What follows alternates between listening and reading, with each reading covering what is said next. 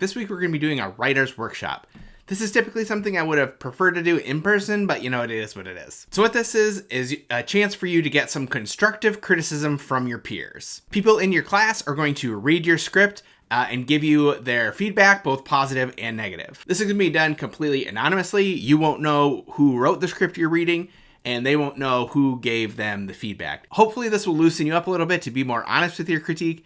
In the past, everyone has known who everybody was, and people were kind of sugarcoating their responses a little bit, and that wasn't helping anyone because people aren't going to become better writers if they can't get honest feedback. I'm going to be breaking you guys into groups so you don't have to read 30 scripts. I feel like that's a lot to put on you. I want to make sure you're giving attention to a small amount of scripts and giving them the feedback they deserve. I feel like this is an easy project for you to get 100 on as long as you read the directions, pay attention to the details, and hit your word count. All right, that's all I got. I hope you enjoy the writer's workshop.